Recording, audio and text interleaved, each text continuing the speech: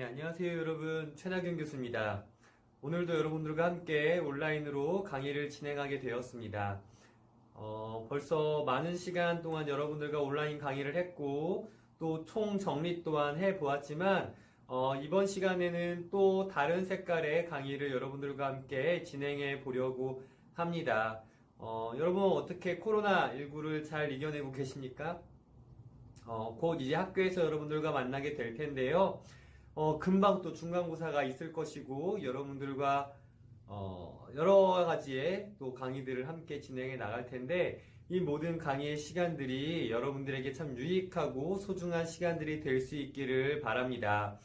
오늘의 강의 또한 조금은 어려운 강의가 될 수는 있습니다. 그리고, 또 어떤 학생들에게는 마음에 조금 어려움을 겪는 학생들도 있을 수 있습니다. 왜냐하면 오늘의 강의는 조금 복잡한 내용이 있기도 하지만 또 한 가지는 종교적인 부분들을 조금 많이 다룰 예정이기 때문입니다.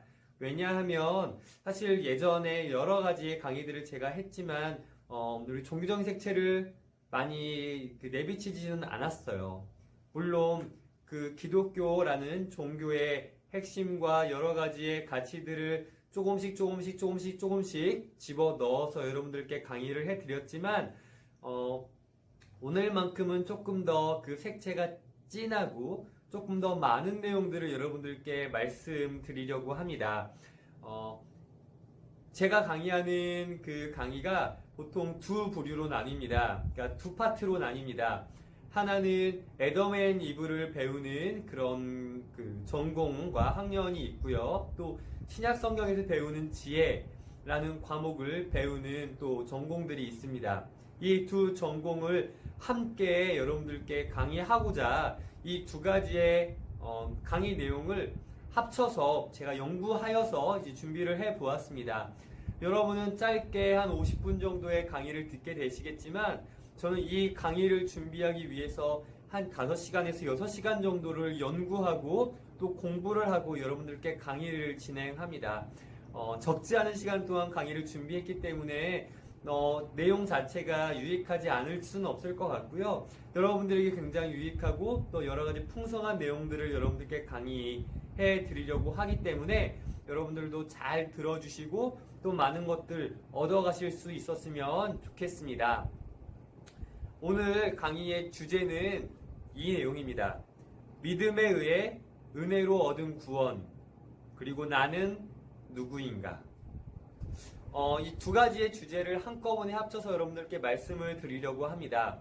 특별히 나의 정체성을 통해서 이것을 성경적으로 우리가 어떻게 생각할 수 있는지, 그리고 우리가 어떤 존재로서 무엇들을 얻어갈 수 있는지에 대해서도 함께 여러분들과 이야기해 보려고 합니다. 잘 들어주시면 좋을 것 같고요. 또 이 시간, 이 강의를 통해서 우리가 얻을 수 있는 것들이 무엇인지에 대해서도 고민해 볼 수 있었으면 좋겠습니다. 사실 저도 강의를 준비하면서 이 강의가 얼마나 긴 시간이 될지 강의를 하면 물론 이 강의 자체는 사실은 정말 한 학기 동안 할 수 있을 정도의 내용이에요. 하지만 이 내용들을 좀 요약하고 줄이긴 했지만 이 강의를 준비한 것이 50분 강의로 끝날 수 있을지 또는 50분도 안 될지 혹은 뭐 2시간짜리 강의일지 저도 해봐야 알 것 같아요. 그래서 일단 강의를 진행하고 시작해보고 이 강의를 진행하면서 시간은 조절할 수 있도록 하겠습니다. 우선 학습 목표부터 여러분들께 말씀드리려고 합니다. 내가 누구인지에 대한, 그러니까 내가 어떤 사람인지에 대한 확신을 가지고 내가 얻게 되어지는, 내가 가질 수 있게 되어지는 구원에 대해 학습함으로 나를 알고 천국을 기대할 수 있는 계기를 만든다가 학습 목표입니다. 자, 그렇다고 제가 이 시간에 여러분들한테 자, 교회 다니셔야 됩니다. 예수님 믿어야 됩니다. 예수님 안 믿으면 안 됩니다. 라는 말은 하지 않을 겁니다. 그저 전 여러분들에게 오늘 이 시간에는 이 강의의 내용 안에서의 정보적 지식만을 여러분들께 전달 드릴 겁니다. 그러니까 너무 부담 갖지 마시고 상식으로 알아주셔도 좋고 제가 하는 말들이 제가 계속해서 강의하는 이 내용들이 여러분들의 마음속에, 여러분들의 생각 속에서 더 많은 생각의 풍성함을, 그리고 생각의 지경을 넓힐 수 있는 그런 계기로서 여러분들이 받아들일 수 있으시면 좋겠습니다. 네, 여러분, 우선 여러분들과 강의를 진행하기 전에, 아니죠, 강의를 진행하면서 여러분들에게 그 내용들에 대해서 말씀을 드리도록 할 텐데요. 여러분, 나는 누구일까요? 여러분들은 누구입니까? 여러분은 어떠한 존재입니까? 어떠한 정체성을 가지고 계십니까? 우리가 자기소개서를 쓰는 것처럼 한번 생각을 해볼 수 있었으면 좋겠습니다. 제가 여러분들에게 자기소개서를 써봐라, 그리고 과제를 제출해달라고 말씀드렸습니다. 자기소개서를 쓰는 것 마냥 제가 지금부터 드리는 이 강의의 내용들에 대해서 한번 생각해 보실 수 있으시면 좋을 것 같습니다. 자, 여러분들의 이름은 무엇입니까? 여러분들의 이름은 어떠한 뜻을 가지고 있으십니까? 제 이름은 최낙윤 교수입니다. 제 이름은 최자를 제외하고는 낙윤이란 이름 자체의 뜻이 있는데요. 사실은 높은 곳에서 흐르는 물, 성경에서 나오는 예레미야에서 나오는 말씀의 그 한 부분을 뽑아서 저희 할아버지께서 지어주신 이름입니다. 사실 이 최낙윤이라고 하는 제 이름 자체를 어느 정도의 나이가 지나면서 잃어버리게 되어지는 그런 느낌을 많이 받습니다. 어느 순간 우리는 우리의 이름을 잊고 살게 될 수밖에 없는 거죠.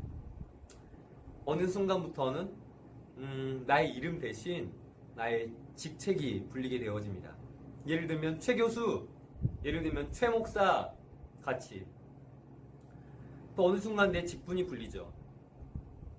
그래서 여러분들께 부탁드리고 싶은 건 지금 이 순간 여러분들의 이름을 많이 불러보고 또 많이 불러주고 또 많이 듣고 많이 말하시기 바랍니다. 내 이름이 어느 순간 어색해지기 전에 여러분들의 이름을 많이 익히시고 들으시고 내 이름의 뜻이 뭐였지? 라고 생각도 해보시고 한번 해보시면 좋겠습니다. 보통은 이런 것 같아요. 연애를 하면 서로 애칭을 부르죠. 그리고 결혼을 하면 이제 여보, 뭐 자기 같은 여러 가지의 또 그런 명칭들이 있고요. 또 아기가 태어나게 되어지면 누구 아빠, 누구 엄마로 또 많이 불리게 되어집니다. 저도 마찬가지예요.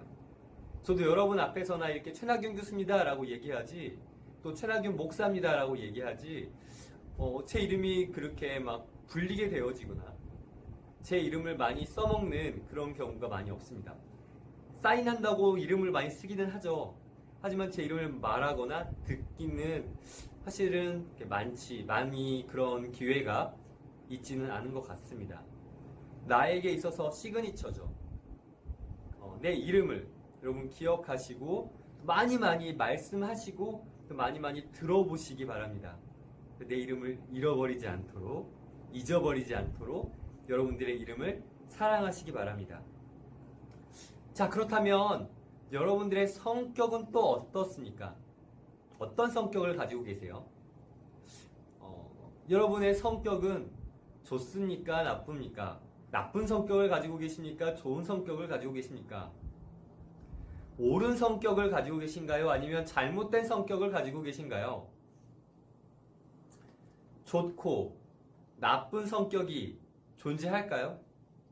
옳고 옳지 않은 성격이 존재할까요? 네, 아니죠. 좋고 좋지 않은, 옳고 옳지 않은 성격이란 존재하지 않습니다. 똑같은 성격이 있을까요? 나랑 내 아내는, 나랑 내 여자친구는, 나랑 내 남자친구는 성격이 진짜 비슷해. 네, 비슷은 하죠. 비슷할 수는 있습니다만 똑같을 수는 없습니다. 이 세상 모든 사람들 중에 나와 똑같은 성격을 가진 사람이 있나요? 없습니다. 조금씩은 다 다른 성격들을 가지고 살아가고 있습니다. 우리는 우리 자신을 알기 위해서 성격 검사 같은 것들을 많이 합니다. 여러분들도 많이 해보셨을 거라고 생각을 해요. MBTI 같은 그런 검사들. 저는 이제 ENFJ 성격을 가지고 있습니다. 아시는 분은 아시겠지만, 뭐, E 또는 I, N, F, P, J, T, J, 뭐 그런 여러 가지의 그런 성격들을 나누어서 자신의 그 성격을 나누어서 자신의 뭐 직업도 알아볼 수 있고 생각해 볼 수 있고 여러 가지의 나의 성격을 통해서 확인할 수 있는 것들을 할 수 있는 꽤 오래된 그런 성격 검사, 그런 MBTI 같은 것 검사도 있고요. 또 기질 검사도 할 수 있습니다. 내 기질이 어떤 기질을 가지고 있는지, 그리고 DISC 행동 기질, 행동 분석 검사 뭐 이런 것들이 있습니다. 그래서 나의 행동들이 어떠한 성격을 통해서 내 행동으로 드러나게 되어지는지를 조사해보고 검사해보고, 아, 내 성격이 이렇구나. 내가 이럴 때 이런 행동을 하는구나. 아, 내가 이런 생각을 가지고 살고 있구나. 라는 것들을 새삼 깨닫게 되어지고, 그래, 내가 이런 사람이었어. 그러니 나한테는 이런 게 유익해. 나는 이런 성격을 가지고 있구나. 이런 직업을 가지면 좋겠다. 라고 생각해 볼 수도 있는 요즘 시대가 그렇게 되었습니다. 네. 자, 내 성격에 대해서 알아보았다면 이번에는 현재의 관심사에 대해서 한번 생각해 보도록 하겠습니다. 여러분들은 어떤 관심사를 가지고 계십니까? 여러분들은 어떠한 생각을 가지고 요즘 살아가고 계십니까? 어떤 것이 가장 관심 있으신가요? 게임을 레벨업 하는 그런 관심사를 가지고 계십니까? 코로나19에 대한 관심사를 갖고 계신가요? 또는 TV 프로그램, 트로트, 랩, 또는 나의 비전, 나의 직업, 아니면 여자친구, 남자친구, 어떤 관심사들을 가지고 계십니까? 사회에 좋은 영향을 줄 수 있는 그런 관심사를 가지고 계신가요? 혹은 나만 즐거운 그런 관심사를 가지고 계십니까? 공공의 유익을 갖는 그런 관심사를 가지고 계신가요? 자, 어떠한 관심사를 가지고 있든지 이 관심사를 통해서 내가 얻고 싶은 것은 무엇입니까? 그리고 그것을 얻음으로 내가 가질 수 있는 것은 무엇인가요? 내 관심사가 하나가 있다면 그 관심사를 통해서 내가 얻을 수 있는 게 있겠죠. 그리고 그 얻을 수 있는 것을 통해서 또 내가 누릴 수 있는 것들이 있을 수 있습니다. 예를 들어 볼게요. 우리 게임에 관심사를 두고 있는 학생이 있습니다. 이 게임에 관심을 두고 있는 학생의 관심사는 무조건 이 게임과 뭐 게임 아이템, 레벨업 할 수 있는 여러 가지 뭐 방법들이 관심사겠죠. 이 학생은 이 게임을 통해서 무엇을 얻을 수 있습니까? 재미를 얻을 수 있습니다. 그렇죠. 이 재미를 통해서 내가 또 무엇을 얻을 수 있습니까? 내 안에 누릴 수 있는 즐거움, 내 안에 누릴 수 있는 기쁨, 그리고 많은 학생들에게 또는 내가 알고 있는 많은 사람들에게 내가 이런 것들을 누리고 있고 가지고 있고 이런 것들을 성취했다라고 얘기해 줄 수 있는 어떤 자랑에 대한 그런 의욕들, 그런 것들을 우리가 누릴 수 있겠죠. 관심사라고 하는 것은 내가 어떠한 생각을 하고 무엇을 가지고 싶어 하고 무엇을 또 누릴 수 있는 것들에 대해서 이야기해 주는 것입니다. 그래서 제가 지금까지 말씀드렸던 내 이름, 내 성격, 내 관심사 이런 것들을 생각해 본다면 정말 지금의 나에 대해서, 나의 정체성에 대해서 생각해 볼 수 있는 좋은 기회와 좋은 방법이 될 것입니다. 한번 여러분들 적어보세요. 내 정체성이 어떤지, 내가 어떤 생각을 가지고 살아가고 있는지, 그래서 내가 지금 어떤 사람인지를 한번 생각해 보시기 바랍니다. 또 어떤 사람들은 그런 얘기를 합니다. 나를 알아보고 나에 대해 생각해보고 그래서 또 다른 위인들, 또 다른 굉장히 높은 사람들의 전기를 비교해보면서 나 자신을 판단해라라고 이야기를 하는데요. 굳이 그럴 필요는 없겠죠. 어떤 위인들이나 꽤 높이 서 있는 그런 사람들과 나를 비교해서는 되지 않을 겁니다. 그 사람들과 비교했을 때 나는 어쩔 수 없이 자존감이 낮아질 수밖에 없는 상황이 될 거고요. 나는 나일 뿐이죠. 그래서 나 자신의 모습과 나 자신의 생각과 나 자신의 정체성을 한번 고민해 보시고 내가 어떤 사람인지에 대해서 분석해 보시면 좋을 것 같습니다. 캐릭터라고 하죠. 나의 캐릭터는 어떤가? 어떤 캐릭터를 가지고 있는가?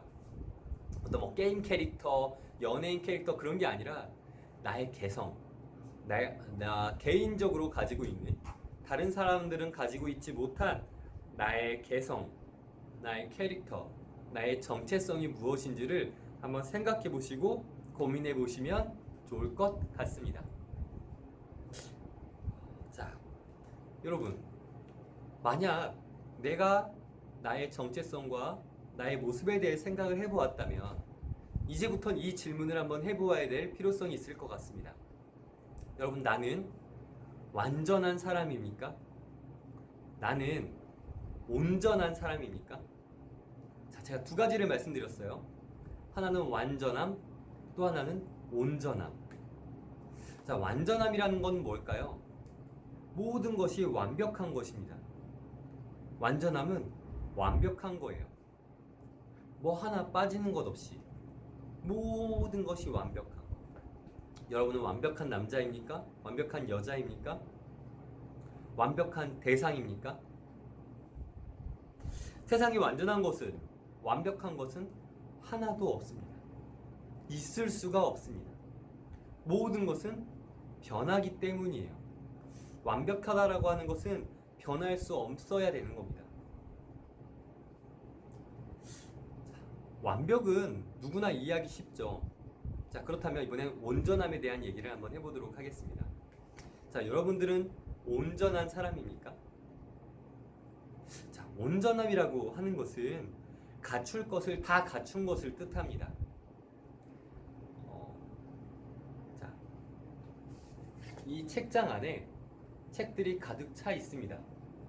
이 책장은, 이 칸은 온전해졌습니까? 아니죠. 이 꽉 채워져 있는 책들이 있지만 그럼에도 불구하고 윗칸이 아직은 비어 있고요. 책이 들어가 있기 때문에 빈 칸이 남아 있습니다. 그래서 이 책장 또한 온전하지 못한 것이에요. 자, 그렇다면 여러분들은 온전한 존재입니까? 완전함과 똑같습니다. 세상에 온전함이란 없습니다. 더 좋은 것들이 계속해서 개발되어지고 있죠. 정말 최고의 어떠한 것이 개발되었어 라고 이야기를 하더라도 또 어느 정도의 시간이 지나면 그것보다 더 좋은 것들이 개발되어지고 있습니다. 계속해서 발전되어지죠. 이렇게 계속해서 발전되어지고 개발되어지고 있기 때문에 온전한 것은 없습니다. 나는 온전한가요? 우리는 온전할까요? 우리도 온전하지 않죠. 조금 좀 극단적으로 얘기하자면 몸속 어딘가 아픈 곳들이 있을 수 있죠. 그리고 내 행동들 중에도 고쳐야 할 행동들이 생각보다 많이 있을 겁니다. 우리가 가지고 있는 습관들, 우리가 가지고 있는 생각들, 우리가 가지고 있는 여러 가지의 것들이 바뀌어야 되고 변화되어져야 할 것들이 참 많이 있죠. 여러분 자신을 생각해 보시기 바랍니다. 그래서 우리는 참 완전하지도 못하고 온전하지도 못한 연약한 사람들입니다. 자, 그렇다면 이 질문을 조금 확장해서 여러분들께 드려보도록 하겠습니다. 여러분, 나는 깨끗한 사람입니까? 때가 껴있지 않은 사람입니까? 자, 여기서 목욕을 했냐 안 했냐가 중요한 게 아니죠. 제가 말씀드리려고 하는 것은 내가 정말 깨끗한 사람이고 때가 없는 사람이냐, 목욕탕을 갔다 안 갔다 하는 그런 사람이냐, 그렇게 질문 드리는 것이 아니라는 것 다 아시죠? 나는 죄인인가? 내게는 용서받을 잘못이 있는가에 대한 질문을 여러분들께 드리는 것입니다. 여러분은, 저는 깨끗한 사람인가요? 정결한 사람입니까? 이 질문에 대해서 자신 있게 나는 깨끗한 사람이야, 나는 잘못이 아예 없는 사람이야 라고 말할 수 있는 사람은 극히 드물 겁니다. 극히 소수일 거라고 생각합니다. 물론 자신 있게 나는 정말 잘못한 것이 없어요, 나는 깨끗한 사람이에요 라고 말할 수 있는 사람이 있을 수 있습니다. 근데 물론 그렇다면 나 개인이 나 자신을 그렇게 판단할 수는 있으나 타인이 나를 그렇게 이야기를 할 수 있을까요? 나를 알고 있는 누군가가 넌 정말 완벽히 죄가 없고 잘못이 없고 깨끗한 사람이야 라고 인정해 줄 수 있을 만한 그런 사람이 있을까요? 한번 생각해 보시기 바랍니다.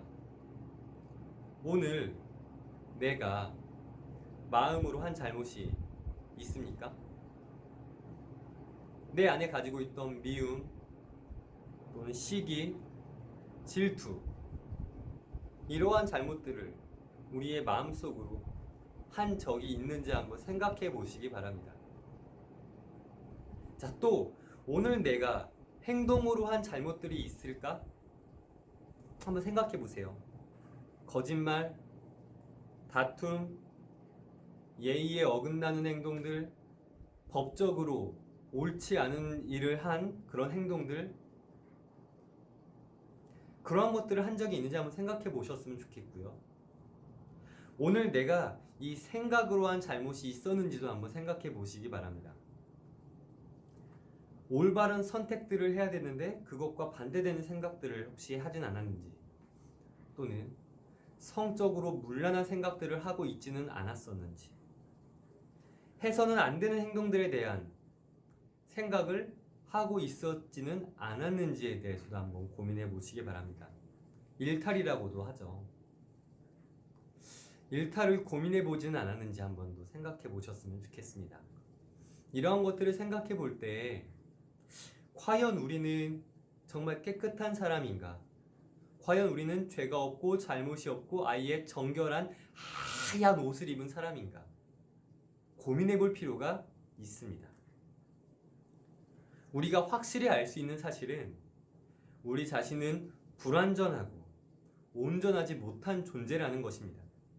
또한 잘못들이 가득하고 잘못들을 해오고 살아왔으며 앞으로도 수많은 잘못된 선택을 하며 살아갈 것이라는 것이죠.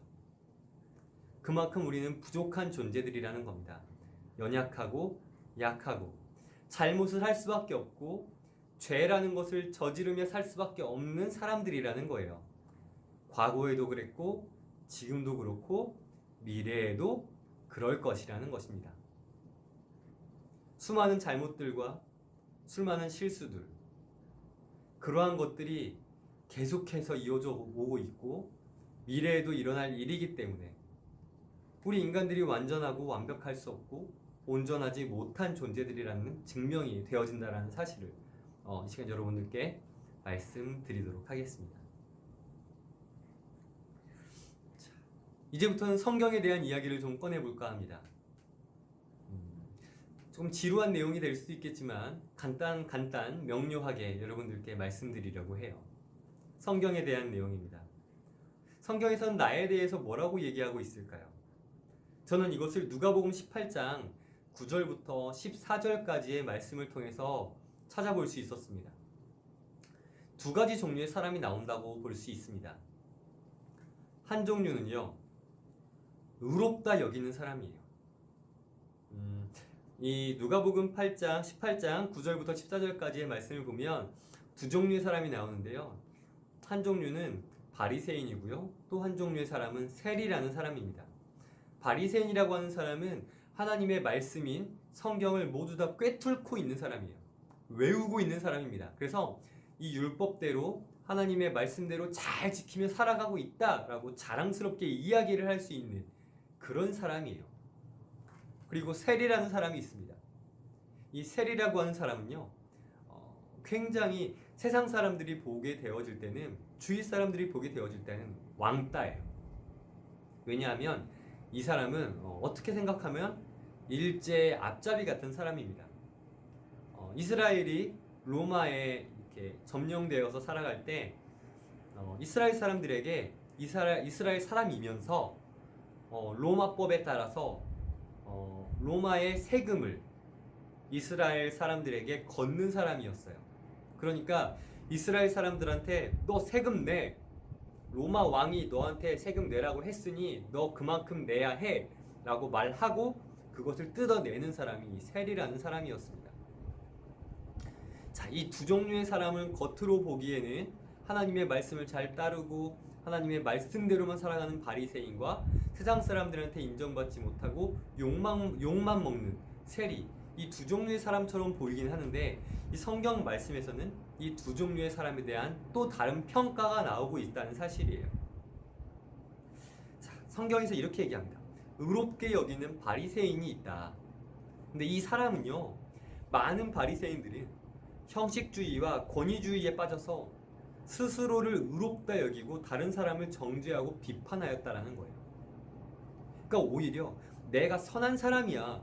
난 정말 착한 사람이야. 난 정말 하나님 앞에 바로 선 사람이야. 그런데 너희는 그렇지 못해. 라고 비판하면서 나 자신을 높게만 여기는 사람이라는 거죠. 그러니까 흔히 우리가 생각하는 교만한 사람, 나는 죄가 없는 사람이야 라고 생각하는 사람, 나는 깨끗한 사람이야 라고 생각하는 사람이죠. 나는 깨끗하고 정결하고 난 선해. 그런데 너희는 그러지 못해 라고 말하는 사람이에요. 자, 이 첫 번째 종류의 사람이 있었어요. 이제 두 번째 종류의 사람이 나옵니다. 누구였죠? 세리입니다. 이 세리라고 하는 사람은요, 잘못을 용서받은 사람이에요.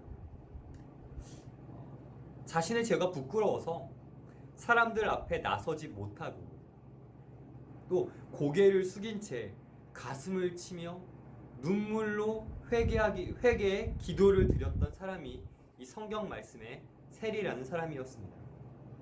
그러니까 이런 거예요. 세상 사람들한테 자기가 잘못했다라는 걸 알고 있어요. 죄를 짓고 있다라는 사실을 알고 있습니다. 그래서 용서받고 싶은 거예요. 그래서 예수님께서 지나갈 때 고개를 숙이고 가슴을 치고 눈물을 흘리면서 제가 잘못했습니다. 제가 이런 죄가 있습니다. 내가 이런 잘못을 하며 살아가고 있습니다. 라고 고백하고 회개의 기도를 드렸던 사람이 세리라는 사람이라는 거였다는 거예요. 자, 이 두 사람은 나뉘었죠. 어떤 기준으로 나뉘었습니까? 내가 죄인임을 인정한 사람과 내가 죄인임을 인정하지 않은 사람이에요. 내가 잘못을 하며 산다고 고백하는 사람과 나는 잘못을 안 하고 사는 사람이야 라고 고백하는 사람입니다. 이 두 부류로 나뉘게 되었죠. 자, 성경에서는 이 두 부류의 사람 중 어떤 사람을 더 옳다, 어떤 사람이 더 좋다라고 말하고 있을까요? 여러분들은 어떻게 판단이 되십니까? 그냥 쉽게 우리가 생각을 하더라도 세리가 더 잘 되었다, 좀 옳은 생각을 했다라고 여겨지지 않으십니까? 물론 세리의 행동들은 분명 옳지 못한 행동들을 했었습니다. 그러나 자신의 잘못들을 반성했고 용서받기를 구했죠. 하지만 바리새인은 그렇지 않았습니다. 계속해서 자신의 잘못들에 대해 인정하지 않았고 자신이 어떠한 잘못을 가지고 있는지조차 생각하지 않고 살았던 사람이 바리새인이었습니다. 이 두 종류의 사람 중 여러분들은 어떤 존재에 속하십니까? 어떤 사람이세요? 여러분들은 바리새인 같은 사람입니까? 세리 같은 사람입니까? 물론 이럴 수 있어요. 나는 죄를 얼마 짓지 않았지만, 그리고 죄를 짓지 않으며 살지만 나는 죄인이라고, 내가 잘못한 사람이라고 그냥 인정하면서 사는 겸손한 사람이 되고 싶습니다. 되고 싶은 거겠죠. 하지만 옳지 않은 거예요. 솔직하지 않은 겁니다. 나 자신에게 거짓말하고 있는 거예요. 우리는 누구나 잘못한 사람들이다, 잘못을 가진 사람들이다 라고 얘기합니다. 성경에서는 모든 세상 사람들이 죄인이다라고 얘기해요. 프란체스코 교황 죄인입니다. 저 죄인이에요. 이 세상 모든 사람들이 죄를 가지고 있다라고 이야기를 합니다. 죄가 없는 사람은 세상에 아무도 없다. 없었고 없을 것이다. 없다. 과거에도 현재에도 미래에도 없다. 모든 사람이 죄인이다. 잘못을 하며 했었고 할 것이다. 라고 이야기를 하는 것이 성경이에요. 자, 누군가에게 잘못이 있고 또 내가 죄를 가지고 있다면 용서해주는 대상이 있어야 되겠죠.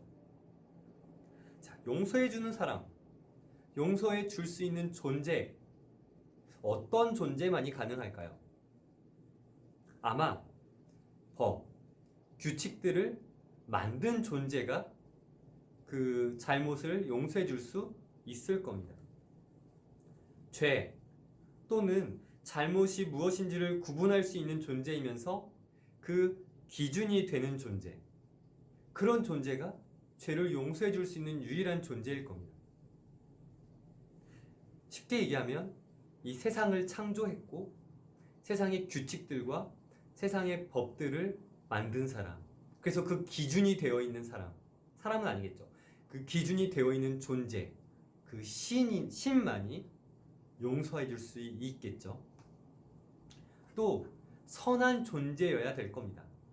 악한 존재가 아닌 선한 존재로서 바로 서 있는 사람이어야, 서 있는 존재여야 그 죄를, 잘못을 용서해 줄 수 있을 겁니다. 즉 옳은 것을 말할 수 있는 존재여야 되겠죠. 옳은 것을 말할 수 있는 존재. 또한 내가 어떤 잘못을 했는지에 대해서, 사람들이 어떤 죄를 저질렀는지에 대해서 알고 있는 존재. 그래서 용서의 의미를 알고 있는 존재. 그런 존재만이 용서해 줄 수 있습니다. 요한복음 8장 1절부터 11절까지의 말씀을 보게 되어지면 간음한 여인에 대한 얘기가 나옵니다. 간음했다라고 하는 건 바람을 폈다는 거예요. 그래서 바람핀 여인이 와서 사람들한테, 그 당시의 법이 그랬어요. 간음한 여인이 오면 사람들이 돌을 던져 그 여인을 죽이기로 그 법이 정해져 있었습니다. 간음한 여인이 앞에 있을 때 많은 사람들에게 돌을 맞아 죽기 전에 예수님께서 그들에게 이 자리에 죄 없는 자가 이 여인을 돌로 쳐라라고 이야기를 하셨어요. 그 자리에 죄 없는 사람이 있었을까요? 아무도 없었습니다. 모든 사람들은 다 죄가 있었기에 그 자리에서 떠나갔고, 그 여인이 예수님 앞에 나와 다시는 그런 죄를 짓지 않겠다라고 다짐을 하며 돌아가게 되어집니다. 또 이제 예수님께서 또 용서해 주신 말씀은 여러 가지 말씀들이 있겠지만, 예수님을 직접적으로 섬겼고 예수님께 직접적으로 배웠던 베드로라고 하는 제자가 예수님이 십자가에 못 박혀서 돌아가실 때 배신을 하게 되어져요. 나를 배신한 제자를 용서하신 분이 우리 예수님이셨습니다.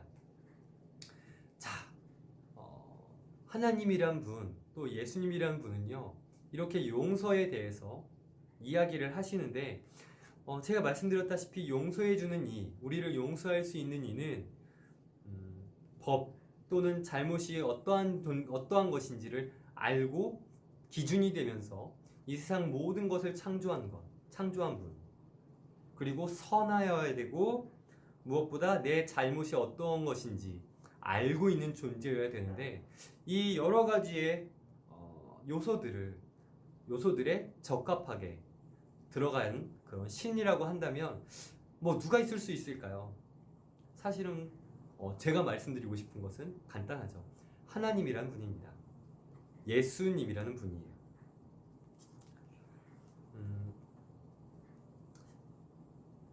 예수님이라는 분을 통해서, 또 하나님이라는 분을 통해서 우리가 용서를 받는다라고 이야기를 하는데요. 저는 여기서 여러분들께 이걸 말씀드리고 싶어요. 용서받음을 통해서 우리가 얻을 수 있는 것이 무엇일까? 그것은 우리 기독교에서는요, 구원받음이다라고 얘기를 합니다. 구원받는 것. 그래서 이번 시간에는 구원받음의 의미에 대해서 좀 말씀을 드려보려고 합니다. 구원받음의 의미에는 한 3가지 정도의 의미가 있다라고 말할 수 있어요. 첫 번째는 용서받는다라는 거예요. 용서를 받았기 때문에 우리가 구원을 얻는다라고 했는데, 그래서 그 의미의 첫 번째는 용서받음이라는 것입니다. 내가 가지고 있던 마음, 생각, 내가 가지고 있던 감정, 내가 가지고 있던 행동들의 그 잘못들에 대한 용서받음이에요. 용서받을 수 있는, 그러니까 용서해줄 수 있는 유일한 신의 존재에게 용서받는 것, 나의 모든 것에 대한, 내 잘못들에 대한 용서받음의 의미가 될 수 있다라고 하는 것이고요. 두 번째는 은혜의 약속이라고 하는 겁니다. 구원받는다라고 하는 것은요, 천국에 간다라고 말을 하는 것이에요.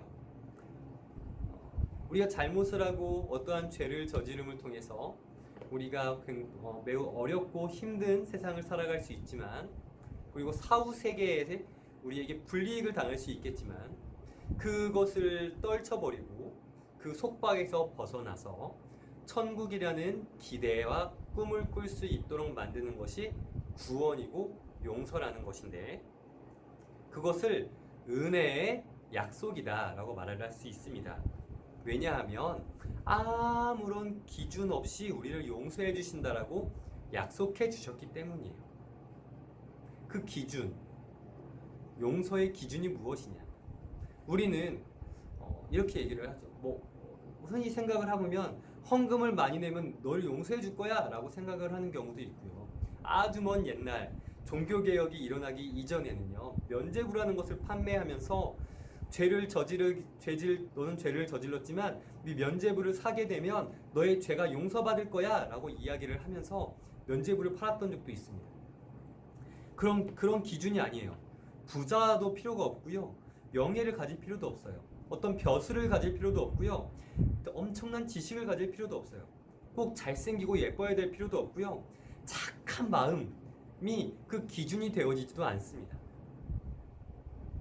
어떠한 기준도 필요가 없어요. 그저 너를 용서해 주겠다라고 약속해 주셨어요. 그래서 은혜라는 단어를 쓰는 겁니다. 은혜의 약속이 일어납니다. 그 은혜의 약속을 통해서 우리가 구원을 받는다라고 하는 것인데요. 이것은 사실 어떤 기준은 없으나 대가는 있을 수 있습니다. 대가가 무엇이냐면 믿음이라고 하는 거예요. 믿음. 성경에서는 오직 믿음으로만 천국에 갈 수 있다, 오직 믿음으로만 구원을 얻는다라고 말씀합니다. 어떤 철학들, 타 종교들, 다른 생각들, 어떤 착한 행동들로 천국에 갈 수 있는 것이 아니다. 믿음이다. 누구를 향한? 예수님을 향한 믿음을 가지면 천국에 갈 수 있게 되어진다라고 말씀하고 있습니다. 자, 여러분, 그래서 이 구원받음의 의미를 3가지로 나눠보았습니다. 3가지요. 용서받음, 은혜의 약속, 믿음의 대가라는 것이에요. 구원받음을 통해서 얻을 수 있는 것들은 단 한 가지입니다. 천국이라는 것. 하지만 그 요소들이 이 3가지가 있다는 사실을 기억하시고 여러분들에게 유익한 것들을 얻어가셨으면 좋겠습니다. 자, 이제는 결론을 말씀드리려고 합니다. 여러분은 어떠한 종교를 가지고 계십니까? 어떠한 종교를 가지며 하루하루를 살아가고 계십니까? 어떤 사람들은 나를 믿는다고 얘기를 합니다. 나 자신을 믿고 살고 있다라고 얘기합니다. 이런 사람들은 개인의 자존감이 매우 높은 사람들이겠죠. 이 세상의 주인공이자 주인공은 바로 나다. 그리고 이 세상의 주인 또한 바로 나다. 천상천하 유아독존. 그래서 나만 이 세상을 다스릴 수 있고 나 혼자 이 세상을 살아갈 거다라고 얘기하는 사람들도 있습니다. 굉장히 멋져 보이죠. 정말 내가 이 세상에 내 마음대로 움직이면서 내가 원하는 대로 살아간다는 사람들이 있습니다. 그리고 내 계획대로 살아간다는 사람들이 있죠.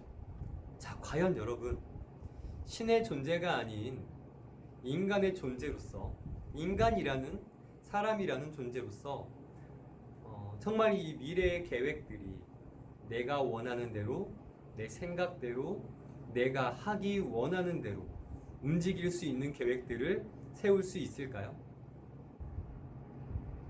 그럴 수 없습니다. 아무래도 그렇다 보니 자주 좌절하게 되고 낭망하게 되고 넘어지게 되고 무너지게도 되어집니다. 이 세상은 참 많이 혼란스럽기 때문이에요. 이 혼란스러운 세상에 이쪽으로 휩쓸려 갔다가 이쪽으로 휩쓸려 갈 수밖에 없습니다. 나를 믿는다면. 또 이어서 이런 사람들도 있죠. 나는 무교다. 나를 믿는다와는 조금 다른 거죠. 무교다. 이 세상은 의미가 없는 장소이며 현재 나 개인, 나 자신만이 중요하다라고 생각하는 사람입니다. 물론 이제 나 자신을 믿는다라는 사람과 매우 비슷한 사람들이긴 하지만 이 무교도들은 약간 무신론자에 가깝다라고 말할 수 있겠죠. 무교인 사람들은 결국 나 자신을 의지하고 상대방을 의지하고 함께 관계하는 사람들을 의지하게 되어집니다. 나 자신을 믿는 사람들과 마찬가지죠. 인간을 의지하고 인간을 생각하고 관계 중심으로 살아가다 보면 결국은 이 세상에 나 혼자밖에 없다라는 생각에 결론에 다다르게 되어집니다. 그래서 더욱 힘들고 어려운 하루하루를 살게 되어지죠. 그래서 내가 어떠한 것들을 성취하지 않으면, 그래서 어떻게 내가 높은 곳에 올라가지 않으면, 내가 어떤 것들을 가지지 않는다면 나는 존재감이 없고 나는 가치가 없는 사람이야 라고 생각할 수밖에 없는 삶을 살게 되어집니다. 참으로 속상하고 가슴 아픈 그런 삶을 살게 되어지겠죠. 또 다른 종교들을 가지고 있는 사람들도 있습니다. 타 종교를 가진 사람들이죠. 불교, 천주교, 여러 가지 다른 종교들이 있어요. 이 신의 존재는 자신을 대변하며 의지할 대상으로서 존재하는 것이에요. 이런 사람들. 어떠한 종교를 가짐으로써 의지할 대상을 찾는 것. 내가 어떠한 종교를 가지고 그 종교 안에서 내가 의지하고 싶은 것을 만들어내는 것이죠. 그러다 보니까 실제로 내가 어떠한 일을 했을 때 그 일들에 대해서 그 신의 존재가 해 주었다라는 생각보다 내가 해냈다 라고 하는 생각이 더 강하게 되어지는 타 종교의 집단들은 그렇다는 겁니다. 자, 바로 넘어갈게요. 기독교입니다. 기독교라는 종교는 자신의 죄를 용서받음으로 천국에 갈 수 있는 존재로의 회복을 하게 하는 종교가 이 기독교라는 종교예요. 나 개인을 알물 통해서 내 개인이 어떠한 사람인지에 대해서 알게 해줌을 통해서 성화되어 가기를 희망하게 만듭니다. 이 성화라고 하는 단어는 성숙해져 간다는 거예요. 신앙적으로. 그러니까 기독교에서는 예수님을 닮아가는 삶이다라고 표현을 많이 하는데, 그래서 성화되어 가는 것, 조금 더 예수님을 닮아가는 것, 하나님께서 기뻐하시는 삶을 살아가는 것. 그래서 나 자신을 알물 통해서 내가 죄인임을, 내가 잘못이 많은 사람임을, 그래서 용서받아야 되는 사람임을 깨닫고 용서받음을 얻게 되어짐으로, 믿음을 통해서 얻게 되어짐으로 천국을 꿈꾸는 사람, 천국을 꿈꾸게 만드는 종교가 이제 기독교다라고 말씀드릴 수 있겠습니다. 그래서 기독교라는 종교는 모든 것이 하나님 중심으로 움직여요. 하나님 기준으로 활동하게 되어집니다. 이제 결론을 여러분께 말씀드리면서 종교적인 부분들을 여러분께 설명을 드렸는데, 마지막 결론을 내면서 나의 정체성은 어떨까에 대해서 얘기해 보았으면 좋겠습니다. 성경에서는 나의 정체성을 하나님께서 창조하신 인간으로서 무수히 죄를 짓더라도 믿음으로 용서받고 천국에 갈 수 있는 존재다라고 말씀하고 있습니다. 죄를 짓더라도 천국에 갈 수 있는 기회가 있는 사람, 그게 우리다라고 성경에서는 말씀하고 있고요. 이 세상에서는 우리를 뭐라고 얘기하고 있을까요?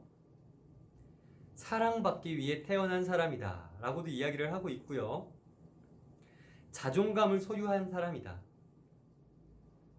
그러니까 내가 귀한 사람이다. 난 가치 없는 사람이다 라고 내 자신을 내가 판단할 수 있는 자존감이 있는 사람이다 라고 이야기를 하고 있습니다. 또 생각, 마음, 감정을 소유한 불완전한 사람이다 라고도 이야기를 하고 있고요.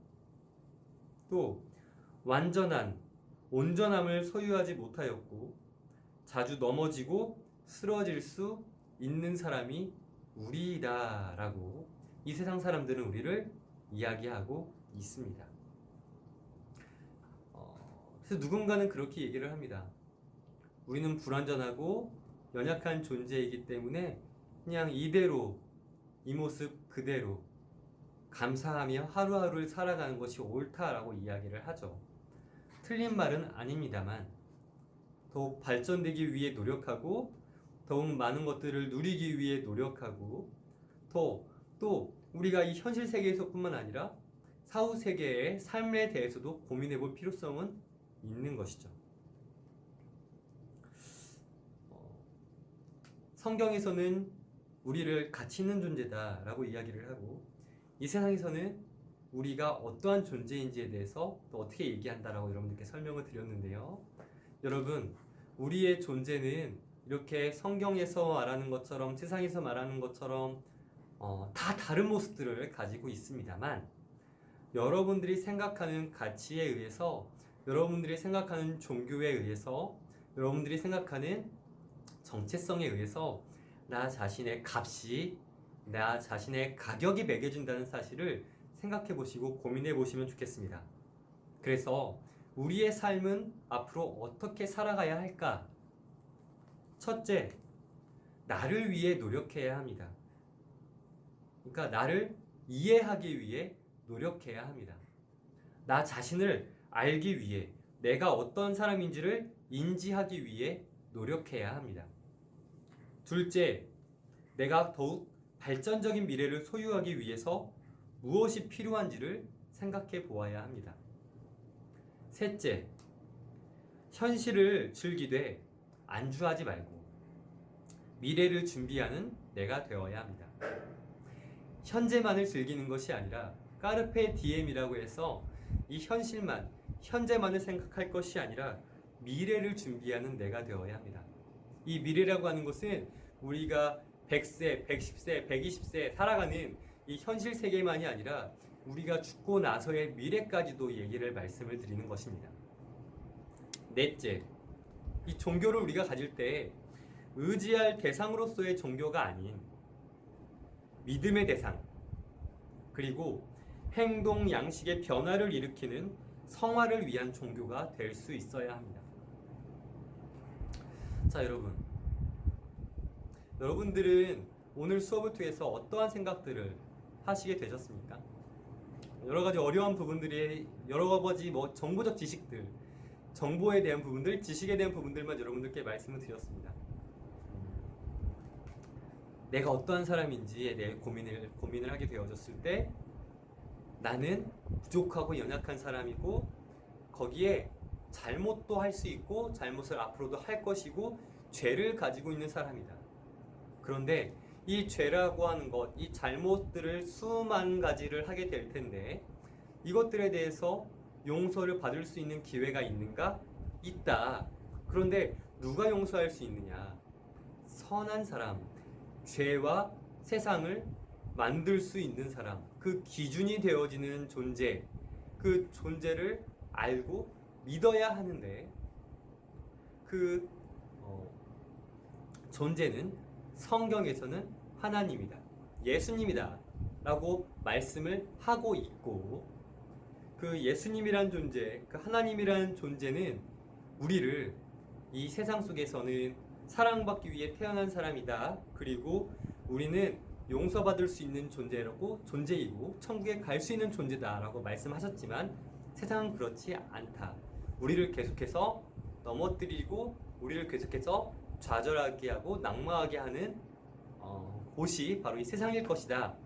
그러나 하나님은 우리를 하나님의 계획하심과 하나님의 인도하심 아래 두시면서 하나님의 계획 아래, 신이라는 존재의 그 계획 아래 있기 때문에 인간들이 생각하고 계획하는 존재들에 비해서는 매우 계획적이고 더 올바르고 좌절하지 않고 낭망하지 않는, 오히려 더 감사한 하루하루의 삶을 살아갈 수 있을 것이다 라는 말씀을 드렸고요. 결론적으로 말씀드린 것은 나를 이해하고 내가 어떠한 존재인지 나의 정체성에 대해서 고민해 볼 때 우리가 종교라는 것을 더 많이 가질 수 있게 되어지는데, 이 종교라고 하는 것은 나의 미래까지도 생각해 볼 수 있어야 하며, 그냥 내가 어떠한 의지할 대상으로서의 종교가 아니라 내 행동 양식을 변화시킬 수 있는 종교, 그리고 내 믿음의 대상이 될 수 있는 종교로서 가질 수 있는 종교가 있으면 좋다라고 여러분들께 말씀드리겠습니다. 그래서 여러분들께 조금 여러 가지 말씀드리고 싶은 여러 가지는, 또 것들은 여러분들이 대학교에 들어오셨으면 동아리들 활동들을 좀 해보셨으면 좋겠어요. 여러 가지 동아리 활동들을 하면서 내가 어떠한 것들을 좋아하는지도 알 수 있고 내가 어떠한 사람인지도 알 수 있습니다. 물론 그것이 기독교 동아리면 더 좋겠죠. 더 많은 것들을 배울 수 있고 알 수 있을 테니까요. 그리고 한번 이 고민들 또한 해보셨으면 좋겠습니다. 그래서 이 질문을 여러분들께 숙제처럼 드릴게요. 한번 고민해 보세요. 이 세상이 어떻게가 아닌 왜 만들어졌을까요? 이 세상은, 나는, 이 온 세상은 왜 창조되었을까요? 이거에 대한 고민들도 나의 정체성에 대해서 생각해 볼 때 매우 좋은 질문이 될 수 있을 것입니다. 자, 이것으로 오늘 강의를 마치려고 합니다. 여러분들, 사실 제 마음속에서 목사로서 여러분들께 드리고 싶은 이야기가 너무나 많이 있지만 정리하고 최대한 절제해서 여러분들께 강의를 해드렸습니다. 여러분, 이번 수업을 통해서 여러분들이 어떠한 것들을 얻을 수 있으셨는지, 또 배울 수 있으셨는지는 여러분들 안에서, 여러분들의 그 내면에서 한번 고민해 보셨으면 좋겠고, 저는 늘 여러분들이 생각할 수 있는 사람이었으면 좋겠다는 생각을 합니다. 고민할 수 있는 사람. 이제는 청년이니까요. 많은 고민들, 많은 생각들 해보시고, 또한 앞으로 우리 함께 만났을 때 더 많은 것들을 저에게 말씀해 주실 수 있는, 또한 질문해 주실 수 있는 여러분들이 되실 수 있으면 좋겠습니다. 우리 다음 시간에 함께 만날 수 있기를 바랍니다. 여러분 감사합니다.